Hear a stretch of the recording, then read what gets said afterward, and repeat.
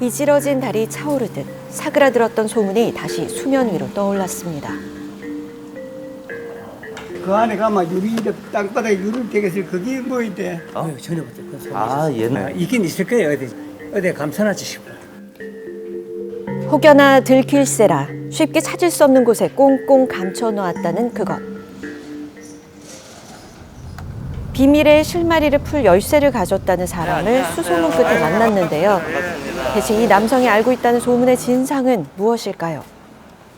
40년 전부터 이 동네 일대에 금괴가 묻혔다는 소문이 있어가지고 그때부터 이제 저도 이 동네에 금이 있다는 사실을 알고 바로 이 장소에 금괴가 묻혀 있을 확률이 뭐가 묻혀 있다고요? 금괴요.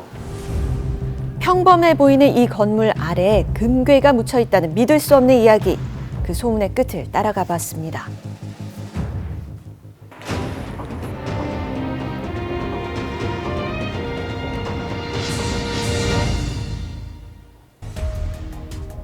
금괴에 대한 소문으로 떠들썩해졌다는 대구광역시 북성로. 바로 이곳이 수십 년째 계속되는 금괴 소문의 진원지라고요.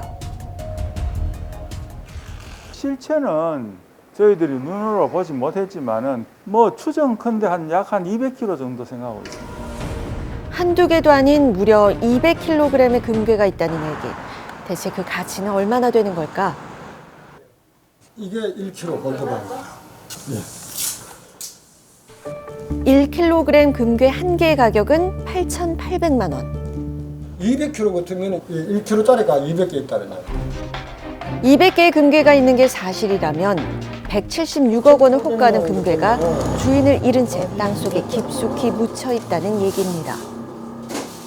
176억 정도. 굳게 잠겨있는 문. 이 문 너머에 있다는 금괴에 대한 소문은 하루 이틀 사이에 생겨난 게 아니랍니다.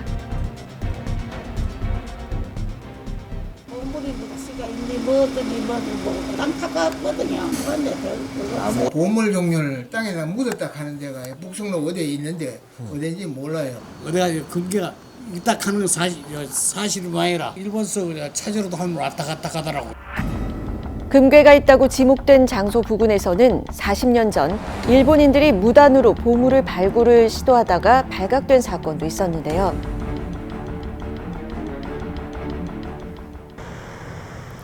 일본인들은 왜 우리나라 땅에 묻힌 보물을 가져가려고 한 걸까요? 북성로 주변으로 네. 그 일본 시대 때 이쪽에 그 번화가였거든. 대구역하고 가깝고 그래서 일본 사람들이 많이 살았다 이 카드라. 일제강점기, 북성로는 대구의 가장 큰 중심지였습니다. 일본인들의 경제활동 중심지로 여전히 그 흔적이 남아있는데요. 소문은 아픈 우리 역사와 관련이 있다는데요. 이 공간이 이제 1905년에 대구역이 북성로 바로 앞에 이제 설치가 되면서 일본인들에 의해서 이 거리가 당시 대구에서 가장 상권의 중심지로 밤에 이제 그 가로등도 세워지고 또 5층짜리 엘리베이터가 있는 백화점도 세워지고 일제강점기 때는 북성로에서 일본인들이 엄청 돈을 많이 벌었다고 해요. 일제강점기 시절 대규모 상업지구로 발달한 대구 북성로. 도청 등 중요한 시설들이 설치되며 수많은 일본인들이 모여 살았다고 합니다. 이제 해방이 되면서 갑작스럽게 이제 다 자기네 나라로 이제 도망을 사실 가게 되는 거잖아요. 그때 여기에 금괴를 묻고 갔느니 재산들을 좀 두고 갔느니 그런 이야기들이 계속 나올 수 있는 거죠. 이런 금괴를 찾기 위한 시도는 전국 곳곳에서 끊임없이 계속돼 왔는데요. 대구 동화사의 금괴 발굴 사건과 익산시의 일본인 농장 금괴 매장설은 세상을 떠들썩하게 만들었죠. 그렇다면 소문만 무성한 땅속 금괴는 세상에 그 모습을 드러낸 적이 있을까요? 공식적으로는 나온 바가 없는 거죠. 그렇지만 그거는 아무도 알 수 없는, 실제로 나왔다고 해도 공식적으로 그거를 또 밝혀서 이야기하는 사람은 없지 않았을까. 하지만 금괴 미스터리는 아직 끝나지 않았습니다. 해방되고 나서 그 멍어지가 묻어놓고 그래 급하게 갔겠지 뭐. 그래 갔다 가다. 자기들 다시 나와서 찾아간다 그런 뜻으로 묻었다 가는 설은 있어요. 그렇다면 왜 금괴를 가져가진 않은 걸까? 최소한의 짐을 뭐 갖고 가라고 얘기한 거죠. 그게 이제 뭐냐면 짊어지고 들 수 있는 범위예요. 그리고 가다가 비상용으로 쓸 수 있는 1000엔 정도를 소지할 수 있는 이런 정도 범위만 허락을 한 거예요. 광복 이후 우리나라에 거주하던 일본인들은 즉시 일본으로 돌아가야 했는데요. 그들에게 허락된 건 1000엔 이하의 재산과 가방 하나뿐이었습니다. 그래서 값비싼 금괴는 땅에 묻고 갔을 것이란 추측. 땅속 금괴가 발견된다면 그 주인은 누가 되는 걸까?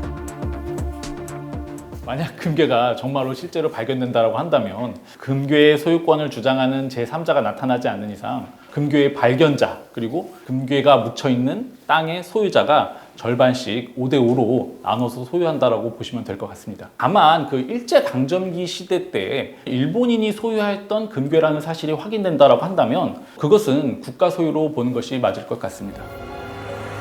금괴 매장설 또한 웃을 수만은 없는 일제강점기 역사의 아픈 흔적임을 기억하며 지금까지 미스터리 M이었습니다.